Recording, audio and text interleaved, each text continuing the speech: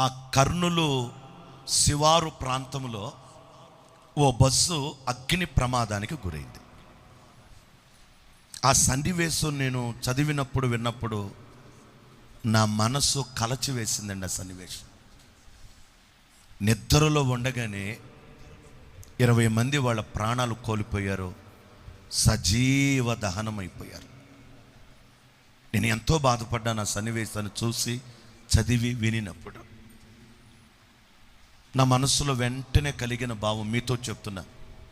ప్రియులారా, ప్రభు ఎప్పుడు వస్తాడో మనకు తెలియదు. ఈ లోక యాత్ర మనం ఎప్పుడు ముగిస్తామో తెలియదు.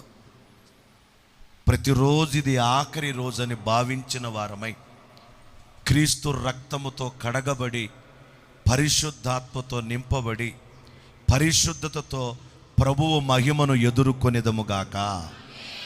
ఇంకా బాప్తిస్మాలు లేని వాళ్ళు బాప్తిస్మాలు పొందాలి. కాలయాపన చేయకండి. ఒకవేళ అదే కర్నూలు బస్సులో నువ్వుంటే నీ గతి ఏమైపోయింది? 5 ఏళ్లుగా ప్రార్థనకి వెళ్తున్నావు. బాప్తిస్మం ఎప్పుడంటే 24 అన్నావు, బాప్తిస్మం ఎప్పుడంటే 25 అన్నావు. ఇప్పుడు మళ్ళీ కొత్తగా ఏమంటున్నావు?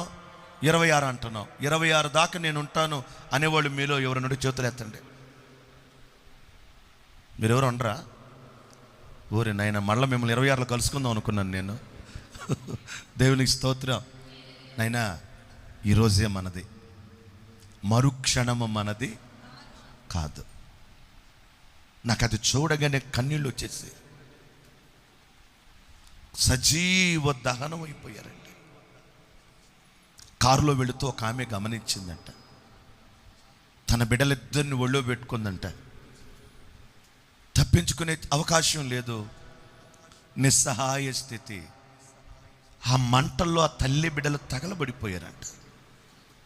ఆ కారులో చూసిన ఒక ఆమె అంటది, అప్పటికే వాళ్ళ మాంసం అంతా కాలిపోయి అస్థి పంజరాలు ఊగిపోతున్నాయి అంట.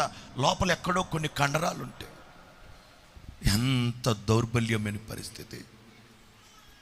ఇంకా కాలం ఉంది, సమయం ఉందని క్రైస్తవుడా, దేవుని బిడ్డ, కాలయాపన చేయబోకు.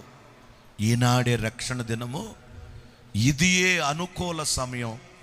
ఇప్పటి నుండి దేవుని కొరకు మనము బ్రతికెదము గాక, బ్రతికెదము గాక.